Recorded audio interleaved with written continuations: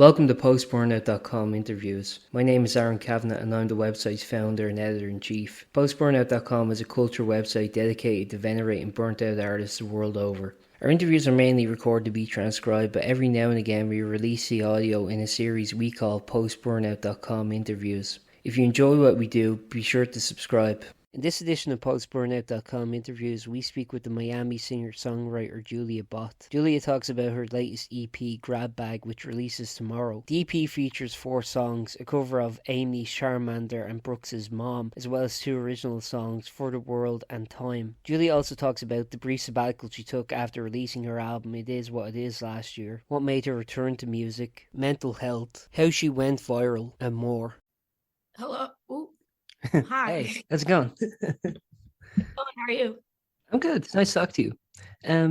So the first thing I was going to ask, quite simply, is my understanding from kind of like your background, how you got into music, was that the kind of current project you were doing started as you were kind of leaving high school and grew organically through Instagram predominantly. I was wondering, is that in some ways, I mean, it seems like quite a sort of unique opportunity that kind of isn't really that, like, I think is sort of indicative of a generational thing in a way where it's like, it's just an opportunity that I think, like, even like 20 years ago, people didn't really have. I was wondering how you kind of like grew organically, I guess, through like online media. I mean, it's a good question. It's something I will always say is social media is incredibly fickle. I find that there are gaps in time or like little spaces in time where it's just the right moment at the right time. I know a ton of people who've gotten to where they are now because their music fit the vibe of that time and the mindset of that time, blah, blah, blah, all that stuff. And I think that's kind of what happened for me. It was a couple of years ago. I've always been interested in music. I'd always written some stuff and worked with people and played live and stuff. But I decided to do covers online, and people really took to that. And it did grow my following a lot and gave me a platform pretty much. And it's funny. I mean, since then, it's gone down a lot in the last couple of years. Like every couple of weeks, every week, honestly, I'll lose like 1,000 followers or something crazy like that. It's kind of strange. Yeah. It was a really cool opportunity. I'm really glad it happened. It got me to a lot of people who still listen to me today, which is awesome. But it isn't something I would recommend as like, this is how you got to do it. This is like the way to go, because it's really not. It's not. It's hard. It's hard to keep up with all that kind of stuff and to try to keep people's attention on you when attention is ever changing and there are other things to pay attention to. It's very strange. It's almost like a game of trying to keep people looking at you, and it's not something I like to play. But I mean, again, it did give me an opportunity. So in a way, though, kind of like I think with like your music, there's a real sense of like freedom to it, where it's like, you don't seem pigeonholed by genre or what you can sing about, like topics in your music or anything. I think like in another way, I mean, that's kind of like sort of freedom these kind of opportunities give you. I was wondering because like you still self-release your music, so I was wondering like what you think the kind of advantages and disadvantages of doing the self-releasing route is versus like being on label or stuff like that, or traditional route of kind of getting your music out there. I mean, honestly, I don't know if I can speak properly to this just because it's not it. I would like to say I've made a choice to release things independently. I've never had the option to go through a label. I don't know if I'd want to your question, just because to my understanding, what comes with that is a lot of control that you lose. And I think one of my favorite things, I mean, my brain is just ever changing. My opinions are ever changing. The things I like are ever changing. So like I'll make a song and then the next day I'll fucking hate it.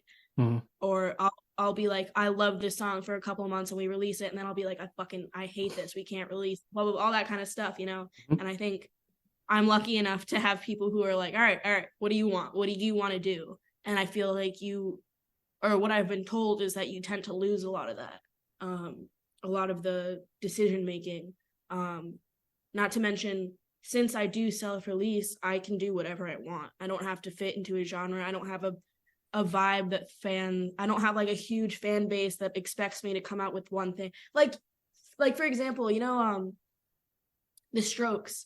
Yeah. Um, so you know how their first album was like kind of game changing, and it was really good, and it wasn't like too technologically advanced. They're like dead spaces at the beginning of almost every song. It's hilarious. It's great.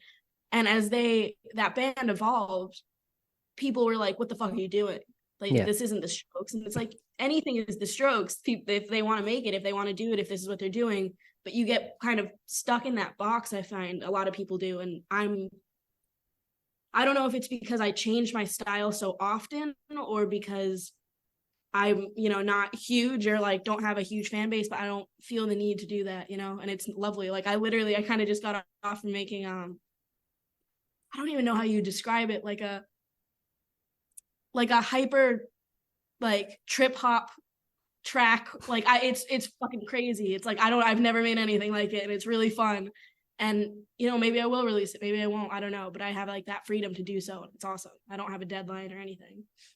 You were kind of talking, as we were kind of mentioning, like in a way, it's a kind of platform like Instagram and now TikTok and stuff kind of offers people, it's sort of an opportunity people have that they may not have had like at one point, but it's like, I think simultaneously the kind of like the kind of multi-genre influence that everyone has nowadays is kind of like very much I think a generational thing too, where now we're like in the streaming culture where you have access to basically the history of like recording music at your fingertips. Where it's like before, it's like I think it was a lot more. I think it was a lot easier to kind of get sucked into like rigid genres where it's like okay, because you have finite amount of money, you have finite amount of space. Like I have to buy a vinyl, I have to buy a CD. It's like Yeah, you kind of just buy absolutely. the same stuff that you're gonna like. Where now it feels like it's hard to imagine anyone just listen to one set of anything. Do you think like that has been sort of a generational influence, or do you think that's just more kind of what you've been like anyway? Or if you You can know what? even That's a answer really that. good question. It's a really good question.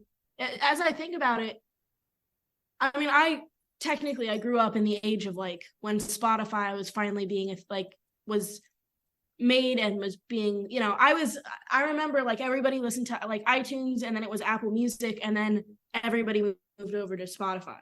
And that for me is like a very important thing that happened, just because Spotify is unique in my opinion, because it's not just here's the music you like, it's here's what we think you're going to like, here's everything that there is, and we're going to tailor it to you.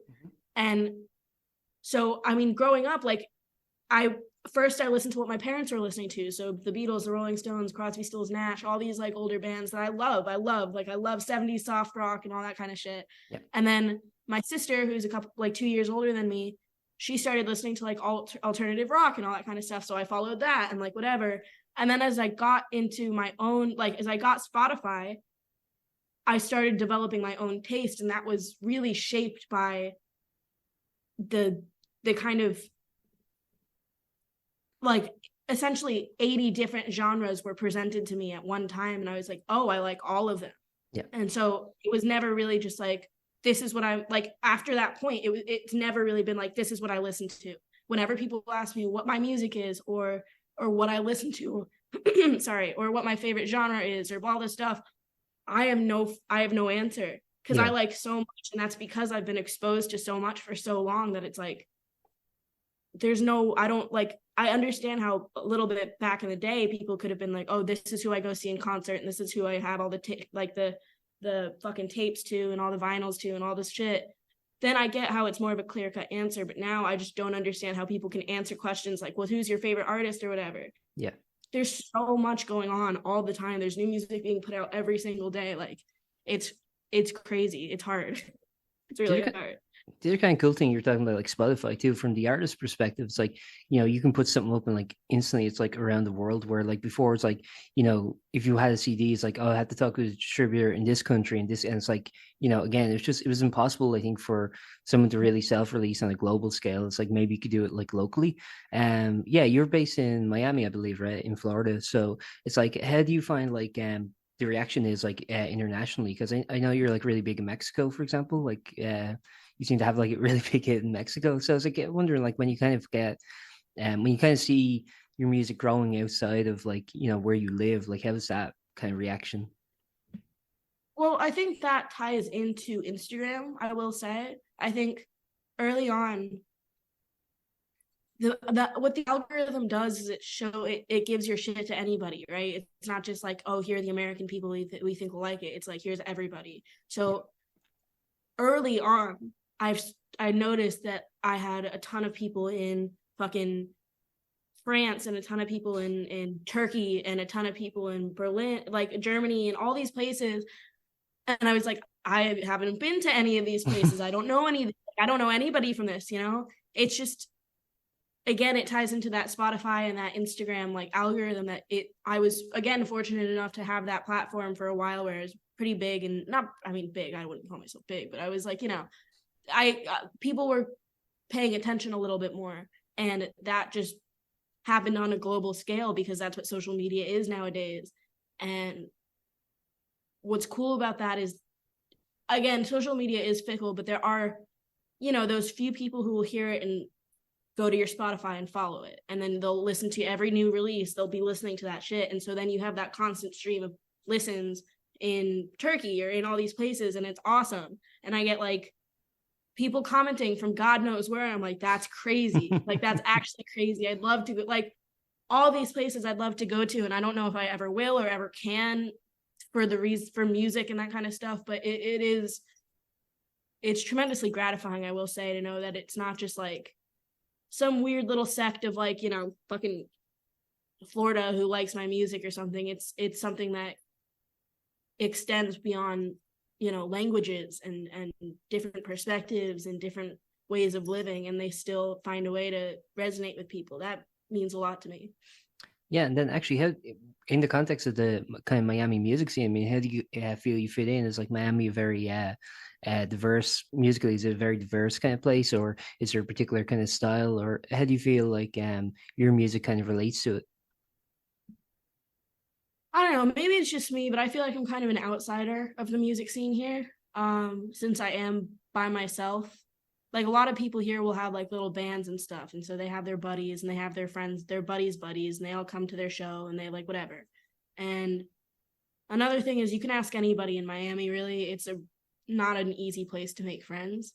I think gotten I've gotten and lost a lot of friendships and people, just because it's a very specific mindset that people have here. And I think especially in music too, it's like there's half of the people in the music scene who are just chilling and doing it for the music because why not? They don't care about, you know, getting huge and getting recording deals and stuff. They just want to play shows in Miami because why not? It's fun.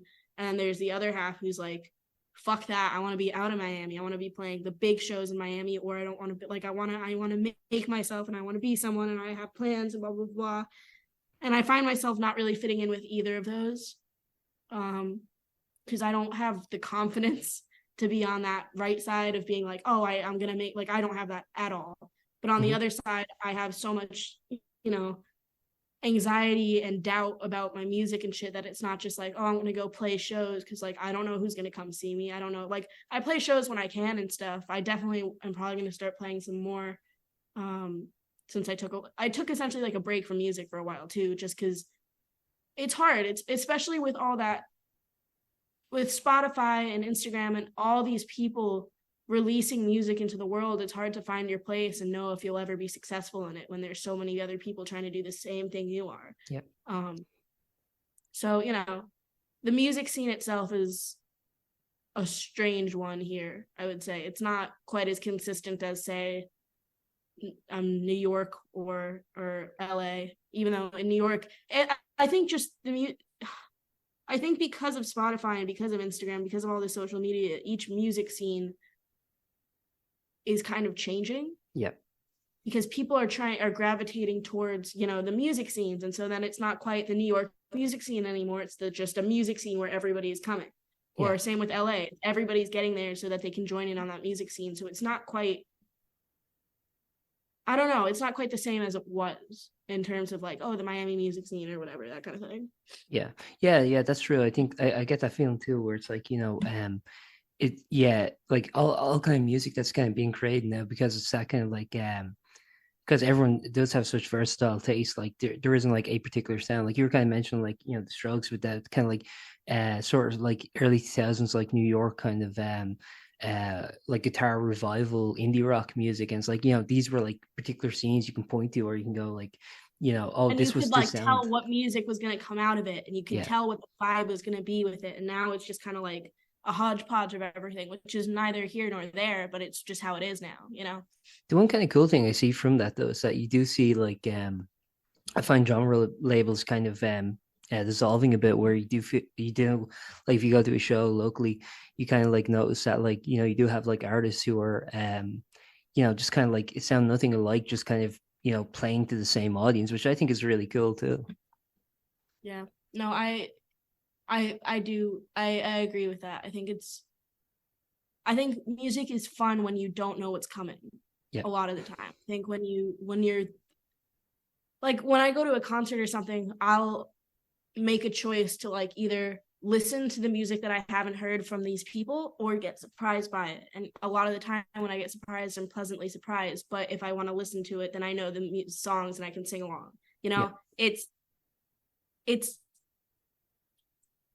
it's fun, I think, to have that element of surprise in all of it. And, not knowing who's going to come on, not knowing who you're going to meet in these places, not knowing what's going to come out of it, not knowing that if what the old vibe was from this scene is going to produce that same music or not. Maybe it will, maybe it won't. You never know. I think that's what's so fun about it. It's like if all these people are meeting and, mixing their styles and stuff, there's cool shit that comes out of it. Yeah, totally. I think it's difficult to go to like a show and like not be inspired. Like even if like I don't know, it's interesting because like you just go like see live music and you see like local bands and that like and it's just like it's very interesting where you kind of go like I understand that these scenes are kind of born because it's like you go to the thing, it's like shit, I want to like incorporate bits of that, I want to do a bit of that, you know what I mean? It's like everyone's just kind of like in awe of each other, which I think is like it's really nice. And I think it's making music and art a lot more interesting because Yeah. again, it's not just like you listen to that while I listen to this. It's like no, we kind of both listen to the same stuff. Yeah. One thing I want to talk Yeah. about actually, sorry, go ahead. No, go for it. No, sorry, one thing I want to talk about when it came to sort of your music actually is that I believe I heard you were like talking about how you don't really like to overthink the projects too far in advance. You just kind of want to go with them when you have obviously a general idea, but it's like you don't want to like overthink about it because you feel that kind of like ruins the art or the spontaneity of the music itself. Yeah, I was wondering like how much of the music that you create is kind of uh like sort of intentionally thought out first, and how much of it is just kind of how the end product comes out. Because one thing I wanted to touch on in particular is that you work with producers. I believe you're working with Elliot Jacobson, and so you've been working with producers for a long time, but like when I listen to your music, I find that consistently has a very kind of like intimate kind of production style where if kind of gives that sense of like I guess the intimacy people have when watching something on say Instagram. I don't know if that was intentional or not, or if that's just how the kind of end product kind of came out. I think that's just how I make music, to be honest. I think I I mean, I'm pretty open about this. I got mental problems. Like I have severe depression, severe anxiety, all this shit, plus a ton of more. Mhm. But music is kind of has always been the way that I can like get that shit out. Like I don't know what I feel until I sit down and I'm just like, I need to write something and I don't Yeah, know why, and it will make me feel better. And then I write something. And if it's good, I'll send it to my producer and be like, hey. And then he'll be like, whoa, like that's a lot of emotions, but let's do it. Let's fucking go. Um, lately I've been getting into production myself, like producing my own shit. Um, which I find opens a lot of doors, but you lose that spontaneity, in my opinion. Like when you're building layer upon layer, you have to think about it. And then you think, what's going to sound good with this? And what's going to sound good with that? And how do I make it sound good? When I write just songs with a guitar, I'm like, all right, what are chords that I can sing on? And then let's just fucking make the song. yeah, And then we'll see how it goes. If it goes well, then maybe I can work on it. And then blah, blah, blah. I usually, it's just that's how it happens. A lot of it just kind of falls out of me, and I'm just like, oh fuck, here, I guess now I have a ton of music and I don't know what to do with it. yeah, And that's why it's cool to have a producer or people to work with, because then it's not just all on me to be like, all right, what do I need for this? What is this going to be? I can give it to somebody and be like, what do you see in this? And then we can work together and like build back and forth. It's kind of similar to what we were saying with the music scene. It's like, I got a style, he's got a style, this person has a style. And I think it's the most fun thing you can do to be like, let's join them all. Let's all put an idea into it and see what happens, because then just seeing what happens is my kind of way to go. It's like, let's try something and see what happens. I don't, half the time, if not more, I don't know what it's going to sound like in the end. I have no fucking idea. I just go with it, you know, which I guess is an appeal. I guess that's why it sounds so laid back a lot of the time. But, you know, it's just the way I hear it and the way it, like, in the moment, like, especially if I'm with my producer, Elliot, and like we're at his home studio and he'll like show me what he's done to change the track, then I'll like get ideas there and I'll be like, whoa. And then I'll start like talking to him in like a way that's not proper at all. I always give this example. I remember one time I was like, I want this to be like bubblegum pop pink, like blah, blah, blah. And he was like, yep, I got it. And I was like, all right, there we go. You know, I never know what the fuck is going on. I'm just trying to make it sound okay. You find actually that's a benefit of working with like a consistent producer, because I know like a lot of people work different producers for each project. So it's like, okay, we're making this EP, we'll try something new. But like I do find like some people, there's a freedom in kind of self-producing, in the sense that like you can kind of just do things immediately without having to sort of I don't know, like ask someone else to help you out. But then I find there's another sect of people such as yourself who do work with a kind of consistent producer throughout, and I find like it's an interesting kind of relationship a lot of people have with their producers, where it's like, you know, I'm bringing the songwriting, I'm bringing the music, and I'm bringing the production side, and kind of marrying the two together sort of creates something that like the song just wouldn't be with just one or the other. You know what I mean? Exactly. I mean, that's why I love that. Again, I'm alone doing this a lot of the time. I'm the one writing the shit, and I'm the one singing the shit, and I'm the one playing the shit a lot of the time. And so passing half of that burden, I would call it a burden, honestly, because it's for me, it gets me too in my head when I have to do it all myself, because I'm thinking about how bad I did on this and this and this and this and this. When I have an idea and I can give it to somebody, especially somebody I trust, and I can have them tell me objectively what they think about it and then add their ideas in on it, I am no longer like, it's all on me to come up with all this shit. I can then share ideas and do more that I would never have been able to do, because like two heads are better than one, in my opinion. Always, always, always, always. I think it's just, and with music especially, there's so much I can't do, and I'm sure I could learn how to do it, but it would take time. And lucky for me, I managed to meet and work with somebody, Elliot, who has been doing this for such a long time, where I can tell him what I want. He knows exactly how to get that done. On the other side, now that I have started, I mean, half the time what I'll do is I'll just record shit at home, which before, like in the early days, I didn't know how to record. I didn't know how to record vocals or how to make them sound decent or how to put things together or how to quantize like any MIDIs or anything. I didn't know how to do any of this shit.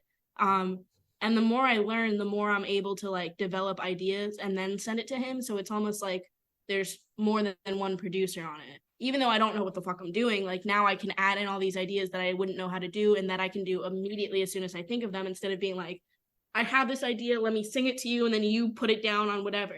It's, I think having it, both, having the best of both worlds is just the way to go.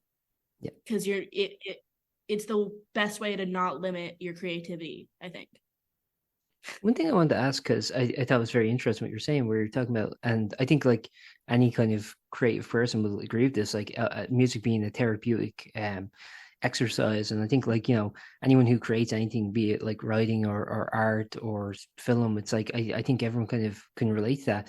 At the same time, I believe like last year when you after you released your first album, It Is What It Is, I believe you were kind of having like post-album burnout. It was kind of like stressful. I was wondering, like, in those scenarios in which, like, you know, the thing that you're doing for therapy becomes sort of a thing that's like stressing you out, like how does that feel? How does that kind of work, I guess? You have some good questions. I try. That is probably, I mean, that's the problem for me, I think, is music is all I want to do. It's the one thing in life that really, really makes me feel stuff. It's been a long time and a long journey for me over these last couple, like the last 5+ years. I've been through a lot of shit, and it's hard to keep going a lot of the time. And music is one of those things, or one of the only things that, you go to a concert and all I feel is like, concerts were kind of the things that got me into music. I was like, that must feel amazing to be up there and playing good music and knowing that it's good and feeling that it's good and feeling that other people think it's good and that everybody's just like having a good time and they forget for a little bit about like all that shit. That's what music is to me. And when you try to pursue it as a career, it takes that away a lot of the time, because then you start having to think about numbers and what success is and what failure is and what that means to you and how other people are doing the same thing and having infinitely more success or infinitely more opportunities. And how do you get there? And when do you know if you should just stop? When do you know if you should just give up and do a fucking normal job and do this on the side? That's most of what a lot, like that album I released, and it was my first album, and I was like, this is going to be great. And then it did fine. It didn't do amazing. It didn't do horrible. It did okay. And I was like, I don't know what I'm doing. And then I had to start talking to the like PR people about making content so that I could promote this album. And that's something that I hate doing, because everything that I have to say, I put it in the music, and then I have nothing else. I'm not, as you can tell, I'm not going to be that person who's like, listen to my music, I'm so amazing, I'm so great, you should all listen to it, because I don't know if I believe that fully. I'm just kind of fucked up, so like I will never be fully confident in my music, and that is something that I guess you need to be successful. I don't know what success is for a lot of people. I don't know what success is for me. I don't know what is going to come. I don't know what I'm doing most of the time. So it's strange. It's a dialectic, really, to be so in love and so against music, because it can turn into, it starts out as something and then it turns into something completely different, and you don't know what you're doing. And it's a weird feeling, and it's something that I'm trying to deal with. Like, that's all what I've been told by people when I ask for advice, is just to keep making the music and keep making good music, and it'll come. And that's kind of just when I have the mindset that I have, it's like, I don't know when it'll come. I don't know what's gonna come. I don't know what's gonna be in favor with the audience. I don't know. It's something that I think I love and is amazing will just fall flat in terms of streams and all that shit. And then I'm like, what the fuck am I doing? So it's weird. It's hard. But, again, all you can do is keep doing it. And especially when it's something that comes to me so naturally in terms of just expressing how I feel. The best advice that I can give myself is just don't think about the career aspect of it. Think about music. Just do music. If you think about it, if you feel it, just make it. Yeah. And maybe something will happen, maybe it won't, but I just try not to think about it, because I'll fucking lose myself in it, That's the thing that kind of like sucks about like kind of like doing music professionally, is that it is an industry, and it's like, it's not just enough to get your music out and to create it. I mean, like I actually like I don't do music anymore, but when I did, it used to drive me insane dealing with the technicalities of the production. Like I hated just like waiting around for like like I don't know, just like calibrating the mics or anything like that, or just like all the like technical aspects. I just was like, oh, just like I just walk away. And it's like, I think there is, for a lot of people, there's this kind of creative outdrive to go, I want to express my emotions, or I want to express my dissatisfaction with the world as I see it, or you want to just like, I don't know, talk to people in a human way, I guess. And I think music is one of the best like means of artistic expression. What I really love about music is when you kind of I don't know, when you like hear a song like a million times, right? And like you just know the lyrics verbatim, and then like something happens in life and you're like, oh shit, I get those lyrics now. It's just like they resonate. 100%. Yeah, that's happened to me. I've been driving a lot just because, it's something that helps me take my mind off of things. And what's good about driving is you get to be in a fucking ball of music if you want to. You just play whatever you want and it comes out whatever. And so the way that I listen to music a lot lately, especially because, again, since I have so many fucking problems, is I listen to stuff I already know. so I don't have to think about new things and jealousy and all that bullshit that comes with it. Even though there's so much good shit, but whatever. So I'll listen to the same, 2,000 fucking songs every time I go driving. And that's a good amount of music. It's a good amount of hours. So it's not like I'm listening to the same shit over and over and over again. But just depending on how I feel, like sometimes I'll just be in a certain mood and I'll be driving and I'll listen. I'll be like, oh, that I've listened to this song a fucking million times. Yeah. And now I fucking get it. It's crazy. That's what's so fun about music. It's the same with production too, is especially as I've been getting into production. Songs that I've loved for years, now I hear shit and I'm like, oh, that's how they're doing it. Or, oh, it's just a couple of this, like a couple of chords, and they fucking added some shit and that's what it is, even though it sounds like it's something so complex and something I could never do, blah, blah, blah, all this shit. It's fun. That's why I love listening to music that I know, because there's always levels to it. It's so fun. Yeah, that was I remember when I first learned about like how layering worked. I was like, oh shit, like that's, and then like you can't kind of unhear it. It's very strange.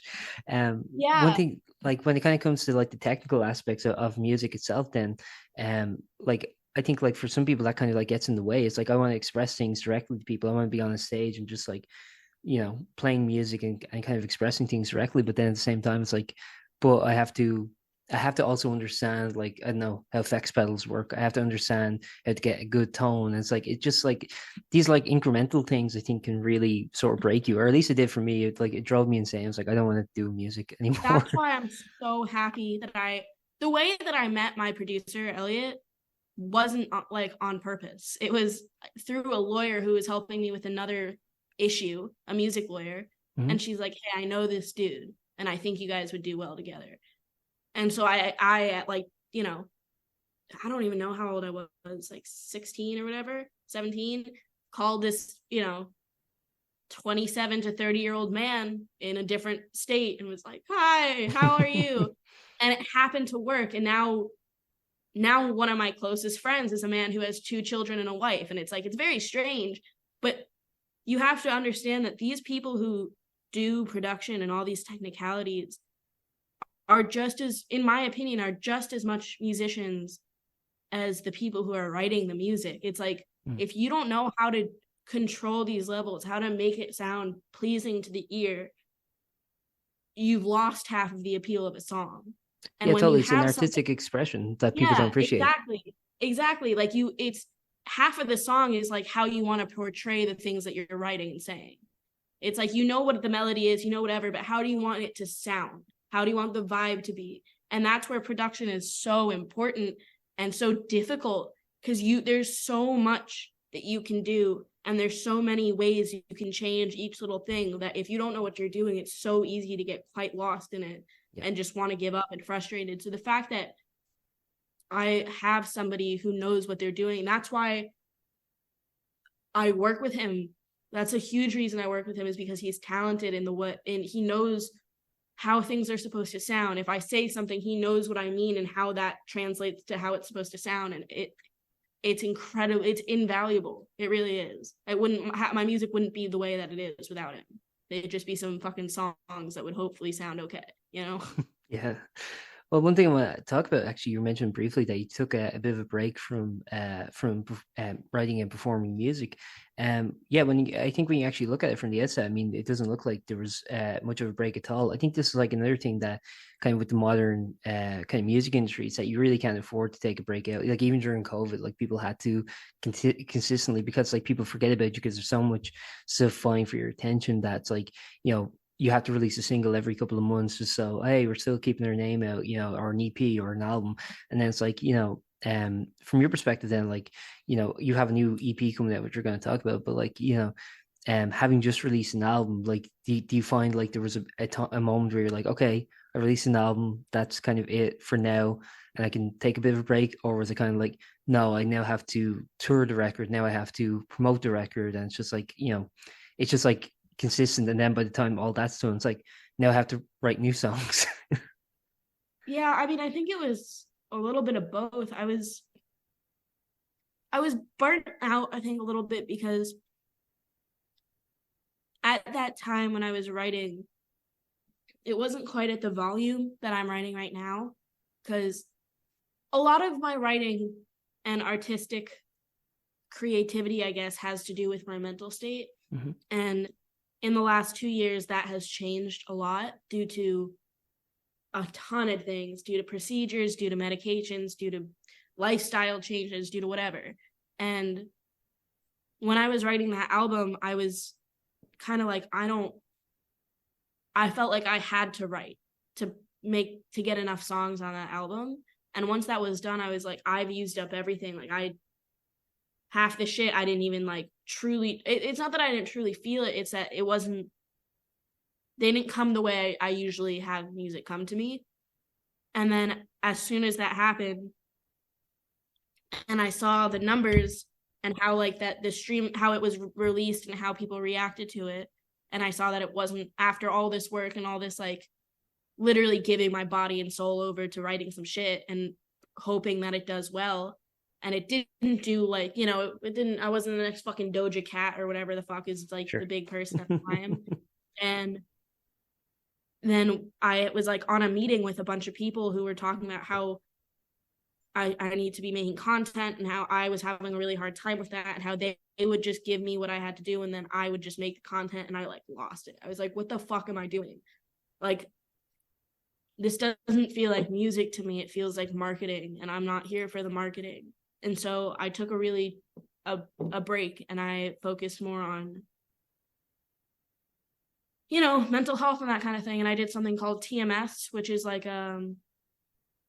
it's like a non-invasive brain surgery, you could call it, if you will. It's like electromagnetic therapy kind of thing. It targets a certain thing in your brain. And for about 6 months, I was good. I wasn't really too depressed or anything bad, but I stopped writing and I stopped listening to new music completely, because it made me feel bad. Because then I would think back to music and think about how I stopped and how it made me feel when I released that album, and how all that shit, all like how after all the music and the creativity was done, all the shit that comes after it just didn't make me happy. And after 6 months, that shit wore off, and I pretty much ever since have just been writing a whole bunch of shit that so it's complicated. So it's like, do I trade, you know, your mental state for like creativity, and like how it's the whole thing. That's why I took that break, is like, I don't know where the balance is. Right. And right now I'm doing okay, and I'm writing a ton of music, and other than that, I don't really know what I'm doing. And so I could release it, and then I could go fall back into that same pattern, or I could release it and it'll go well, or I can release it and I can ignore it. There's so much shit that I could do, and I just don't know what to do, you know, because it is so much of a business. Yeah, and one thing I want to ask them, so like when you're kind of pouring like these emotions into your music and these kind of like personal details into your music, then like is there ever worry then, like when you kind of, if you got over it, let's say, but these songs became hits and they became part of your like repertoire, that it'd be kind of like digging up old wounds, or would it kind of be more like, well, I'm detached from that now, I'm over it, and I'm just kind of like automating these songs in a way in my performance, if that makes sense. I know it's kind of a cynical approach, but No, not at all. I mean, it's funny. I just wrote a song, I essentially wrote down my life story and all my like shit. And I am debating if I want to make it into a proper song, just because it is pretty heavy. Mhm. The way I write about it, I'm not fucking too explicit about anything, but it's heavy and it's pretty dark, and it's who I am. It's my entire story. And I, as a person, if you meet me, as you can fucking tell, I'm not shy about this kind of stuff, because it's been years of dealing with it for me. Like, I'm 21, but it doesn't feel like it. Like, I've dealt with a lot of shit that most people don't have to, or don't want to, or don't even think about. And so a lot of people, when I write about it, are like, are you sure you want to put that into the world? Are you sure you want people to know about that? And for me, it's like, this is all I know. All I know is what's happened to me and what my experiences are. And that's what's shaped the way that I think about the world, which isn't great. It's not a bright view. It's who I am. And, you know, that the issue is more making other people comfortable. And that's something that I've always had to do all my life. And what music is for me is fuck everybody who's comfortable, this is what I feel. And so when you're trying, when I wrote that song, it's like, now I have to think about it. Will this song make people uncomfortable? And even if it does, am I prepared to deal with that?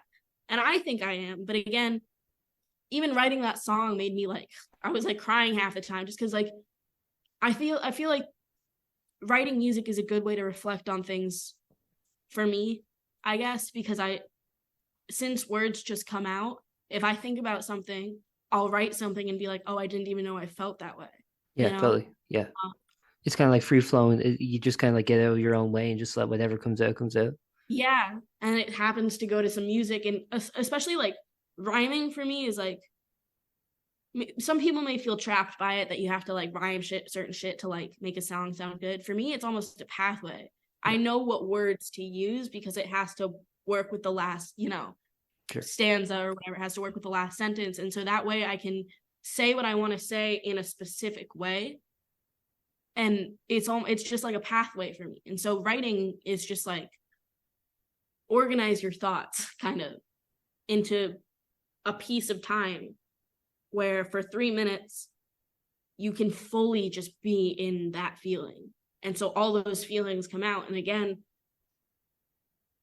is this making people uncomfortable? Am I going to regret this? Am I whatever? But that's just how I feel, and at this point I just don't really care anymore. It's like, it doesn't go away. These like feelings don't go away from me. I happen to feel things on a really, really intense level, which I've been told is a blessing and a curse, because I can write about it and I can be creative, but it's also like the toll that it has is quite immense, Right. so it's a weird little balance of just making other people comfortable and making myself happy.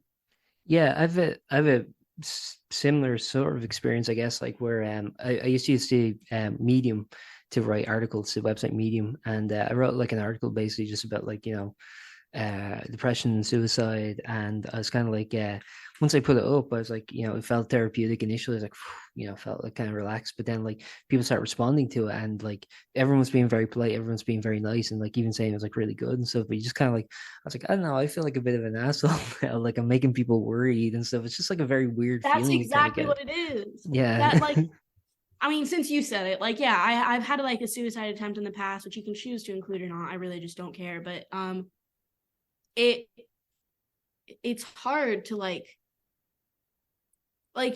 your reasons and your depression is different from other people's depression and their reasons. People are always going to be going through harder and worse shit than you are, no Yeah. matter what.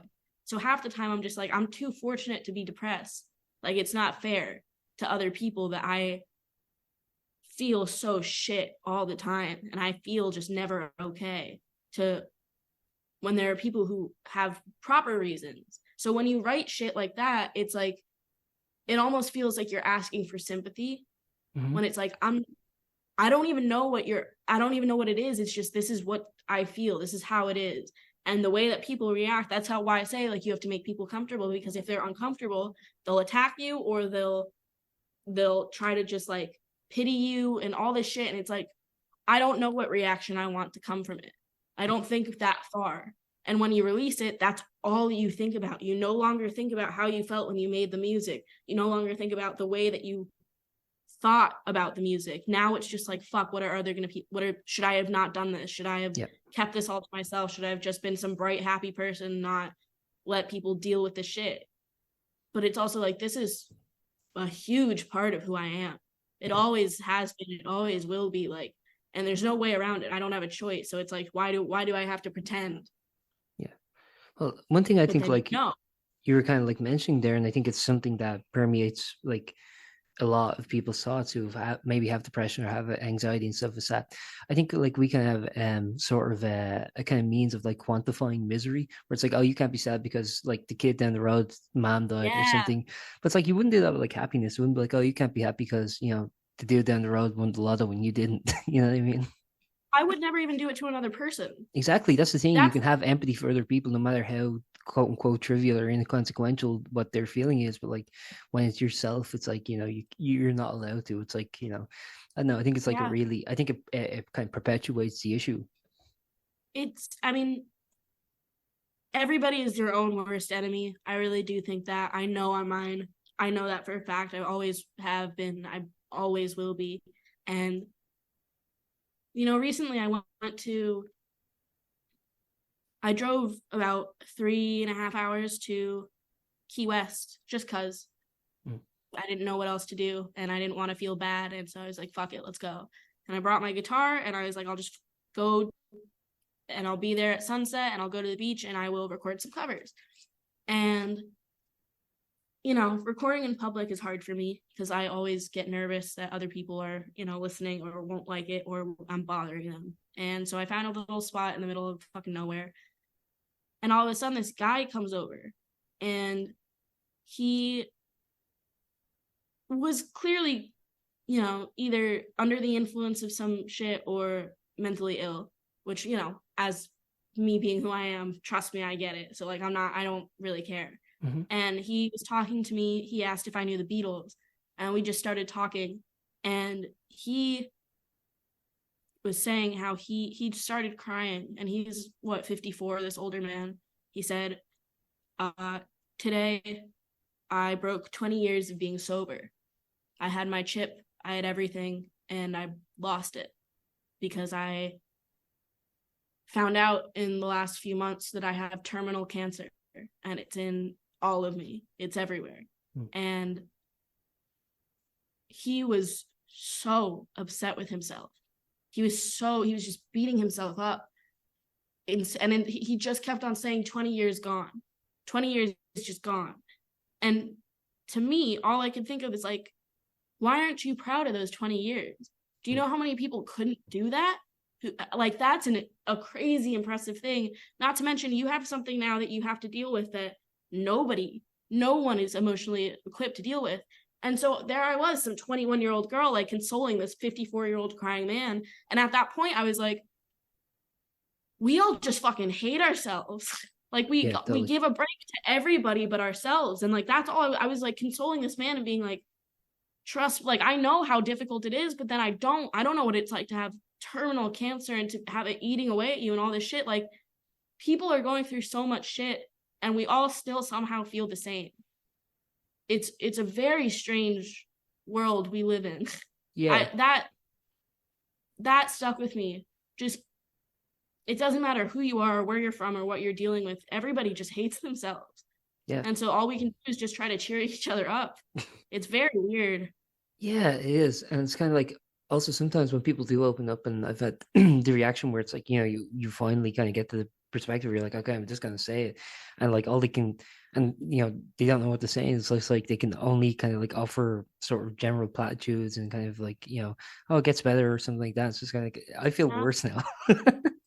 Dude, oh my God, when people give me advice, I want to kill them. It's like, do you not think I've been talking to doctors and talking to like professionals for like the last 10 years? Like, trust me, it's been like a journey. And then everybody is just kind of like, oh, but you haven't tried everything. It's like, oh, I'm going to kill you. Yeah. I'm going to fucking kill you. Yeah. Because it's like, when you say something most people don't mean to. They don't mean to invalidate you by giving you advice and shit. But it feels so much like dismissal of all the shit that you've done and all the shit you've been through when people say, oh, there's still something else there. Yeah. It's like, all right, well, fuck me. Like, just everything I do doesn't matter because you have some miracle cure that you and I both haven't discovered. It's like, it's a weird thin line that you have to walk on when you're trying to make somebody feel better. Yeah, totally. Totally. Yeah. And then also people say like, oh, I'm here for you. It's like, yeah, but I'm never going to take you up on that.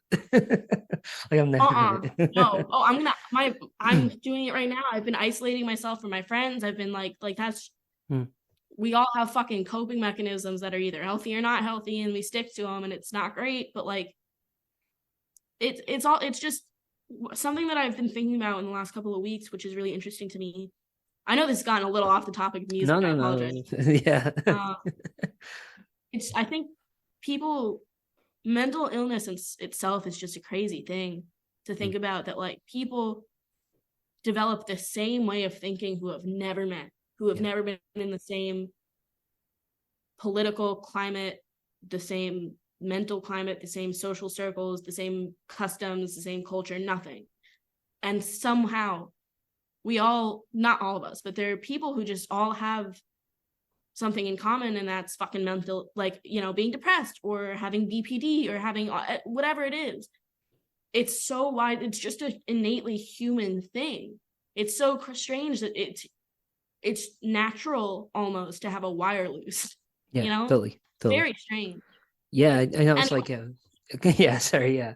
Okay, let's go back to your music. no, you're good. I'm sorry. I don't mean to like backtrack you so much. I know you probably don't want to write about all this shit. No, I think I don't know. I think this is a more interesting conversation, honestly. Yeah, I do too. I try to. That's kind of something that I do though. I try to keep things light because I worry that I get too heavy for people. You know. Well, I know I can't talk for other people's perspective, but I actually find this, believe it or not, therapeutic. Yeah.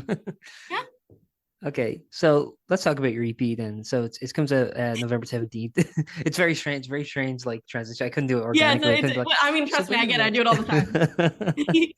It's called Grab Bag. It's kind of based actually as we're kind of circled back to what we were talking about earlier. It's kind of based on like your Instagram kind of career, I guess. Like we were kind of like, you know, it was sort of a grab bag of covers you wanted to take. And there's two covers, there's two originals on the EP. I was wondering actually, first of all, I mean, when it kind of comes for you deciding which songs to cover and which artists to cover, is there a process there? Is it just kind of like I like this song and I think I can do something interesting with it? It's never, I think I can do something interesting with it. It's always, I like this song. Yeah. And I want to play it. And then I play it to the way that I can. Because I'm not a fucking guitar maestro or anything. Like, I think a lot of people think, oh, she always plays the guitar. She must be really good at it. No, I am not. I play enough to get by. I cannot pick. I cannot do half the chords. I can't do all this shit. So when I cover stuff, it often sounds different because I'm just trying to make sure it sounds okay. It sounds somewhat similar to what it is. So I'll change the key. I will change the tempo. I will add less, beats than there are in it, whatever. And I guess that resonated with a lot of people. Like, just people liked it. And so that's what started my career pretty much.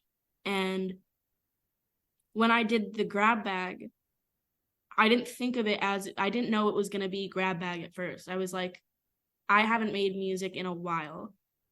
What should I do? And I had 2 songs, and I had, which kind of, I don't even remember. I'm pretty sure I started out with a cover. I heard Charmander, and I'd been just listening to it for weeks, and finally something clicked, and I was like, maybe I should start doing music again, try something again. And I covered it, and I posted it, and my manager was like, this is fucking lit. We should do this. And I was like, you know what? I'm so down. And so we kind of worked on that. And then during that same time, I think I was like, I would write a couple of things here and there. And so I ended up having those 2 songs, and then 2 covers of 2 songs that I really love.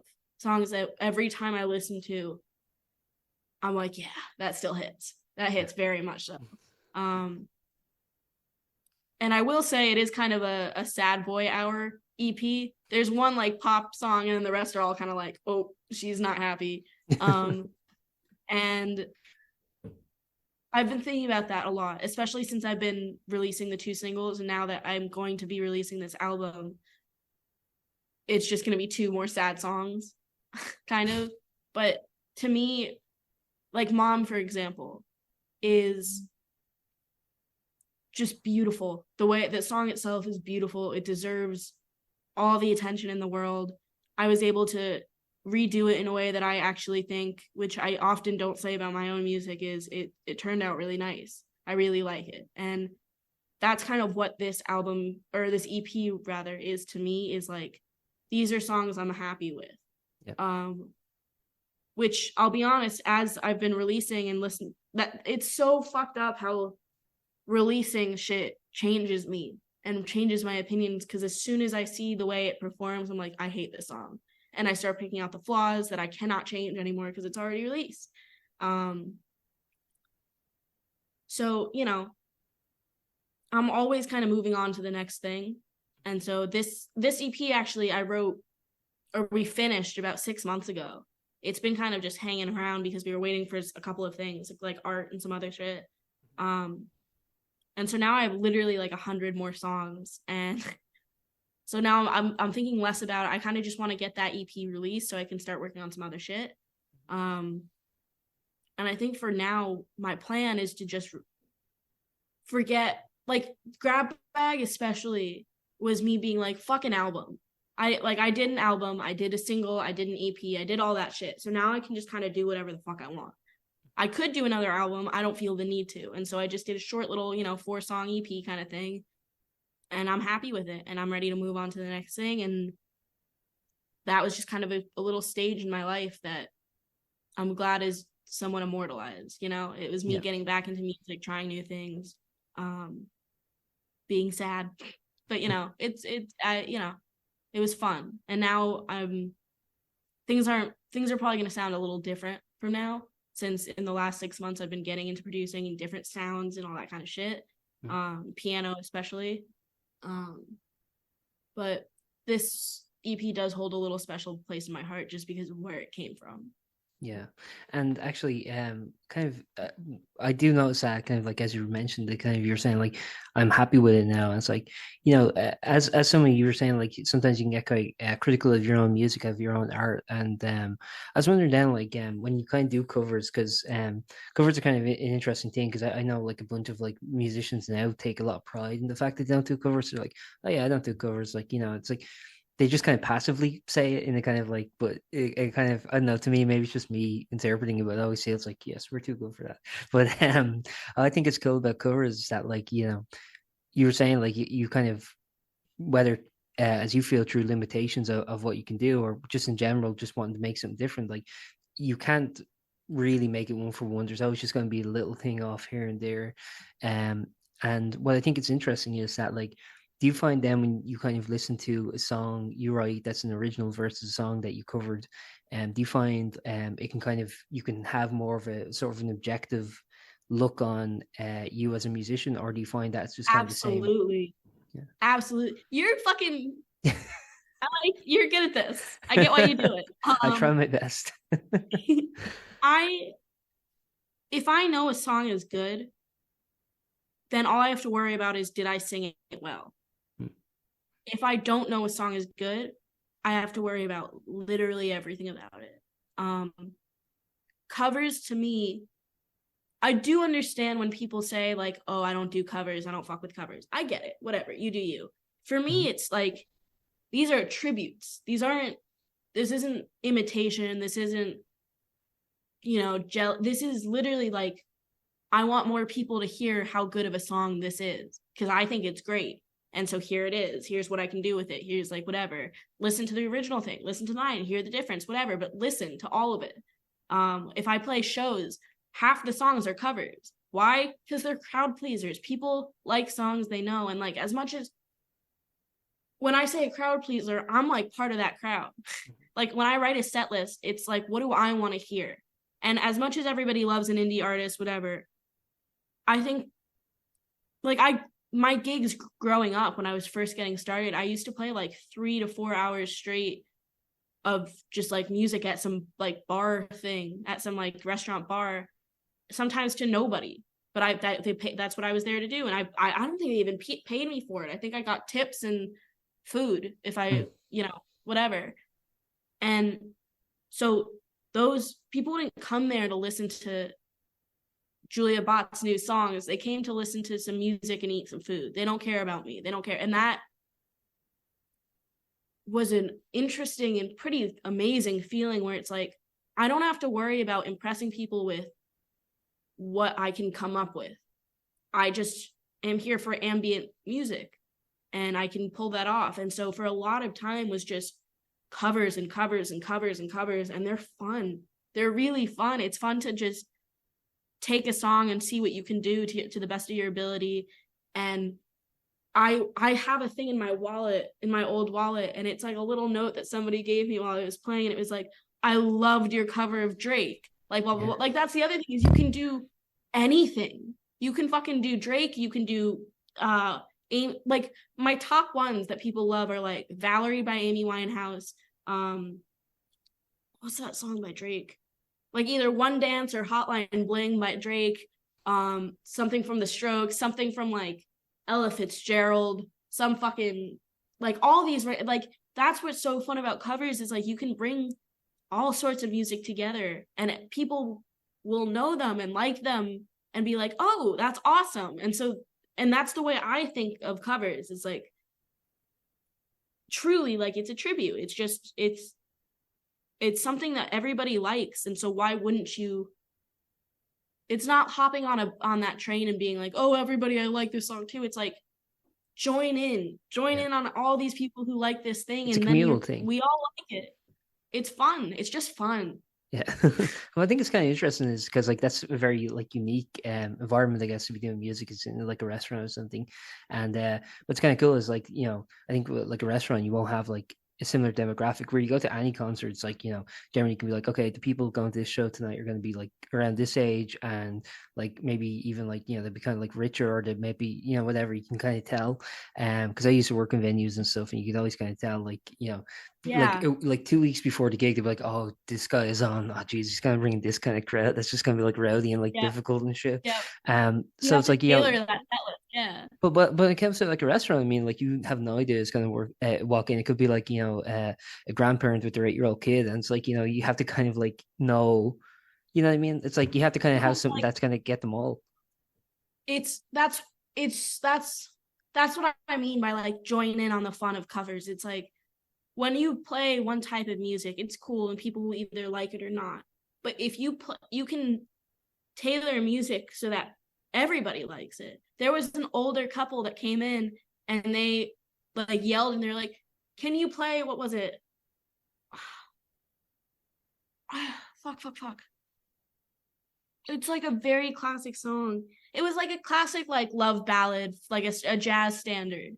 And they Mhm. were like, "Can you play this?" And I was like, "Fuck it, yeah, I can look it up and try to play it. Let's do it. I know the song. Like if I know a song and I can find the chords, I can most likely do it, you Yeah. know?" And so this lovely old couple just got up and started dancing to like the song. It just like it was adorable. Like proper like I'm not a fucking dancer. The one where they're, you're together and they're like slow dancing. Yeah, So so fuck that's me, yeah. whatever. Um they were like proper slow dancing and having just a great time, and it's like, and in the least fucking selfish way I can say this, it's like I gave that to them. I was able to do that for them, and that made me feel so nice. Like it's lovely to see people enjoying themselves, and that's really all I want to do is I want people to enjoy themselves when they hear music. Yeah, so in an interesting way, music is kind of, I guess you could say therapeutic, but not just for yourself. I mean, it is kind of like almost a collective therapy if you think about it. I mean, you are kind of brightening people's day, and like people might have shit days and come in just like hear a song they like, or just have fun. I mean, it's interesting because like I think when you go, I've definitely been in environments where I've just been having a shit day for whatever reason, and or I might even just be kind of like feeling a little under the weather, and you go to like a gig and you kind of go, okay, I'll go out of the house or whatever, and then it's just like a right crowd, the right show will just kind of like lift you in a way. So it's like there is something kind of, I guess, selfish in the sense that you're kind of getting a benefit from it, but there's something kind of altruistic too in sharing music and It's kind like of a bringing give and music. take, really. Yeah, exactly. Yeah. It is mutually beneficial, I think. Yeah. I mean, I never started out music for the sole purpose of being like, I want people to like me and like my music. I did it because of the feeling that I get. Because I don't get in the last couple of years, I don't feel as strongly as I used to about things, especially in a positive light. And so music has consistently been a thing that I will always get the strongest and the most intense of feelings from. And that is something that I know so many other people get. And so the ability to do that for other people, that's kind of my dream, is like I want people to react to music the way I react to good music. I want them to react to my music the way I react to really like the songs I love. That's all I want, because that feeling is just one of the best feelings in the world when you hear a new song and you're like, oh, I feel this in my heart and my body and everything, and I just feel it. It's the best thing in the world. It really is. I guess I'll ask like two more questions. I guess you've been very gracious with your time. Don't worry One about it. One thing I want to ask is actually, because you were talking about like, sometimes you find it you're very critical of your own music and even after it's released. But obviously, when you're making an album or an EP or anything, or even just choosing which song to release as a single, you have to make a kind of editorial choice, a kind of curation. You have to kind of be a curator and kind of go, this song is better than this song, blah blah blah. I was wondering, was that something you had difficulty with? And obviously, like you were talking about working with Elliot and working with other contributors. I mean, obviously there are other musicians who add parts of the song too. So, do you find like those are decisions that you could make independently, or is that something you have to kind of work with other people to kind of gauge what they think is good, or how exactly does that process work? So almost every song I write that I actually somewhat like, that I think there might be potential in, I will send to my producer. I'll just record it as a voice note and I'll send it. He will tell me, because I do hate everything I do. I really do. I would love to say that there are certain songs that I just love and like have my whole confidence in. There's not a single song I have that has my full confidence, unfortunately. And so I rely, because since I can't be objective about myself, I will always be biased towards the negative.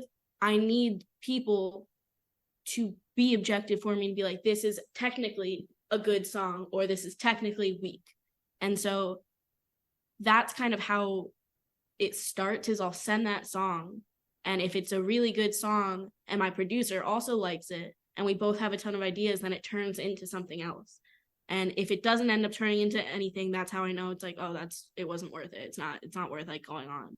And even after I've had that idea, and even after Elliot's done it and said this is a good idea, I still question it. And then so that's again why I like to work with, so like, to your credit, half of my music is like other people on it, which are like fantastic, talented people. And that's something that I love to do, because it's like, collaborate with me. Tell me what you think will make this better. Because I'm not the person who's like, oh, you can't touch my shit. You have to do it the way I saw it. I will never be that person.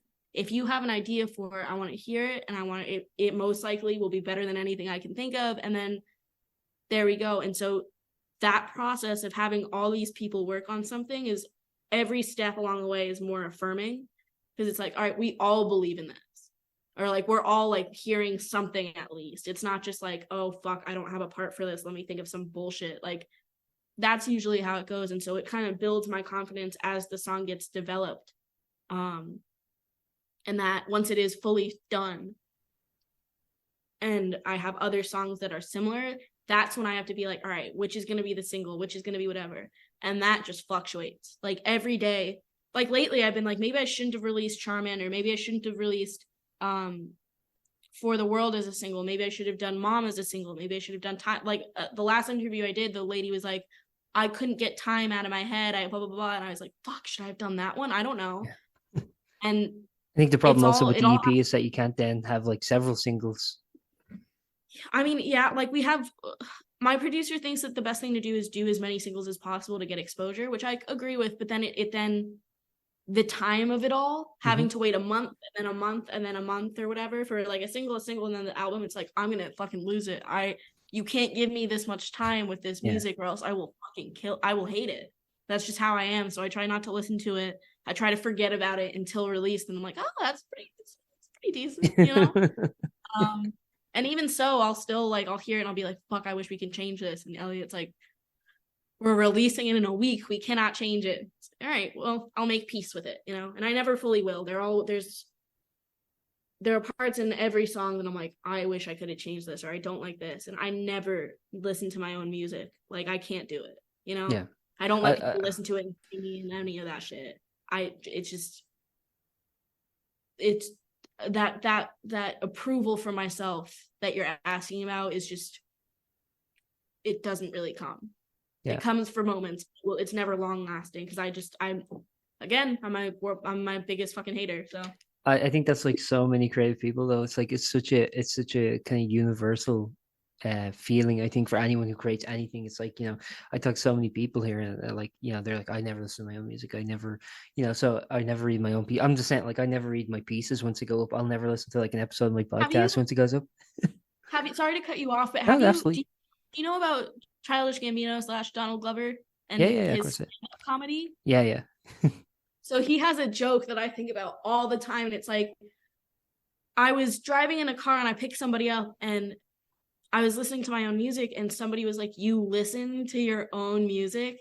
And he was like, "That's as if a sandwich maker who makes sandwiches professionally came home from work and made a sandwich, and his wife was like, 'What the fuck? How dare you? What are you doing?'" It's like, I wish I had that relationship with music where it's like, with my own music, where it's like, "This fucking bangs, dude. I don't give a fuck." Like that. I thought that was so funny. I think, like, if I wish I had that relationship with my music where I was just like, "Everybody come on, listen," you know? Actually, and then I guess the final thing I'll ask is actually when it goes, because you were saying you have like hundreds of new songs, like, and kind of like you're just consistently writing now. Do you find like now that the album is out now, sorry, I mean your previous record, like do you find like now that you kind of have that done, and you know like you were saying, you have a discography now at this point, like a very sizable one of like an album, two EPs, and a bunch of singles. Like, do you find that music has kind of returned to being an outlet for fun, which is kind of what it started. I mean, it was like, you know, fun and recreation and you know, but also trying to express things. And do you find that it has returned to that? And do you think that's reflective in your music, or do you think, I don't know, how do you feel your music, I guess, is changing, or your attitude to music is changing now going forward? I think, to be honest, I think it has a lot to do with what I think I can do. Mm. Um, I feel myself to be very limited in a lot of things. I don't think I'm very good at very many things. And over the last couple of months, I've had reason to believe that maybe I'm not as shit as I think. I've been in contact with somebody who kind of got me back into writing, because after I wrote that the EP that's about to come out, I stopped again, and I didn't write. I didn't listen to new music. And this guy who I really like came in to my DMs and was like, "Hey, I have the song. Would you like to work on it?" And ever since, I've been writing. And so I really credit all my shit to him. But I I am now able to think, okay, I don't have to do anything specific. I don't have any rules. I don't need to release an album. I don't know what the fuck I'm doing. So, and that's just kind of where I am at life. I think the way that I make music has a lot to do with my mental state, which is really always changing, because I happen to have something where it's always changing and I can't control it. And I think now, since I have a couple, I think I got that inspiration back a little bit, where I was like, just because I don't know what the fuck I'm doing doesn't mean I have to give up on music. I can just not know what the fuck I'm doing in music, which means I have now like 30 songs of complete different genres, you know, and I can choose what I want to do with that. I can choose if I want to release it. I can choose if I want to just do a fucking shit ton of singles of just different shit and just keep releasing stuff, because I have a job. Like, I don't have to do anything. I don't have a huge fan base that's begging me for shit. Like, I can really just do whatever, and I'm excited about that, because I don't know what's going to come. And that's, as soon as I know what's coming, I then overthink it. And if I don't know what's coming, of course I'm overthinking all the bad things and all the possibilities, but I don't know what's going to happen. I don't Yeah. know how things are going to be. I don't know how songs are going to turn out. I don't know which songs are going to end up being the right songs, or which ones are going to, I have no fucking idea. And You never will. I think even like people who, you know, actually do this professionally, who get paid to like, you know, listen out for a single and stuff, they don't know either. I mean, it's like it's you just, never know. There's no like there's there's no no formula. algorithm for the music industry. Yeah. Exactly. Like, for Instagram and for Spotify, there's like there are little tricks and little whatever you can get on play, whatever. But for music in general, you never know what's going to happen next. And that's something I've been really leaning into, because I don't know. I don't want to know what happens next right now, because I don't have confidence in it. So it's best to just focus on how I feel. And how I feel right now is, every time I go in the car and listen to music, I'm like, I want to go home and make something, Yeah. you know? And that's a really nice feeling, to just want to make music, not for any specific reason, just because you feel like it's what you want to do. It's the way you want to behave. It's kind of it's always been like a hard thing for me to explain, just because since music is so fucking important to me, it's on so many different levels. Like it's very like it's one of the it's like saved my life essentially. It's something that I believe in, but I don't believe in anything else. And like it's nice to have, it's almost like a companion to me, music, which is like it can come in all these different forms, but it will always make me feel a certain way. Not saying I know how that is going to feel, but I know I'll always feel something from it. And that is something that I treasure. I really do. And so making music when I don't know how I'm going to feel and just letting those feelings like happen as I make it, that's what I'm enjoying right now. That's perfect. I'm glad you're enjoying it again, that you're still having the sparks of inspiration. I think I'll give you. I'll end just by kissing your ass a bit about this, but I think the world is better for your music. I really do, and I think it's great that you're continuing. And even if you doubt yourself, believe me, you shouldn't. But I know it's like it's a difficult thing if when other people kind of compliment your music, compliment your art. It always just goes on deaf ears. I get it, and it's a strange industry for me to be in as the person that I am, because you could tell me there could be 4,000 positive things and I'll see one negative thing and I'll be like, that's it, I shouldn't be doing this, I'm a fucking fraud, blah blah blah blah. It's how I think. It's always how I will think. And so I feel so horrible for the people who are like, you're so good, because I want to oh my god, thank you, it means so much, which it does, but I'm also like, you're lying. I don't know why. I have something in the back of my head that's like, you're lying. You just don't believe it. I get it, because like, people compliment my writing and stuff, and I'm just like, yeah, okay, thanks. And I don't know. I get it. I think just like what comes out, and you're like, what I do. Thanks, whatever. I think like it's just, I don't know. It is the creative response for it to kind of go on deaf ears and go, thank you, and just kind of go, oh, I don't like it. You kind of know how a person is and how they make music and why they make music, to me, like based on the way they react to compliments of their music. Because like some people who just brush it off, you're like, the fuck are you doing? What are you up to? Know your music is so good, huh? Fuck you. I've been in positions like that where you see a set and it's like really good, and you see that like the artist walking around, and you go, hey, I really like your set, and you just go, oh, thanks. Like, all right, fuck you. Yeah, and you're like, and it's like, you feel like an asshole. Sure all these people get this all the time, but it's like, for me, every time anybody gives me a compliment, like my heart just gets like 2 times bigger. Like it's because it's just something I never think is coming ever. And when somebody compliments it, I'm like, you just like made my day today. Like, it's crazy. Well, prepare for a bunch of compliments on November 17th when Grab Bag is out. Thank you very much. Because it's really good. It's really good. Thank you. I'm glad you liked it. Thanks very much, Julia. I'll just ask one final thing. What do you have coming up? Is there anything you want to plug, or is there anything you'd like to say just before we wrap up? Nope. I wish everybody the best of luck. I wish myself the best of luck, and I don't know what is yet to come. I know it'll definitely be more music, but as for now, that's pretty much all I can give you. Perfect. Thanks very much for your time. You've been very gracious. Yeah, no, of course. Thank you you asked some interesting questions. The last interview was like, what songs do you sing in the shower and all this shit.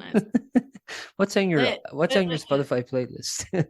Literally, it was like, I don't want to fucking throw anybody under the bus, because some of these were fun, but they were like, do you like dinosaurs or dragons? And I was like, dinosaurs, but also who gives a fuck? Like, I don't know what this is. Why are we talking about this? So like, I get why people compliment your writing. You got some good questions. Thank you very much. Appreciate it. It's very nice talking with you. And hopefully next album release, we'll do it again. Yes, for sure. Definitely. I'll make sure. You were a good person to talk to. Thanks very much, Julia. I really appreciate it. Bye. Of course. Have a good one. Thanks. Thank you for listening to that episode of Post-Burnout.com interviews. We hope you enjoyed, and stay tuned for more.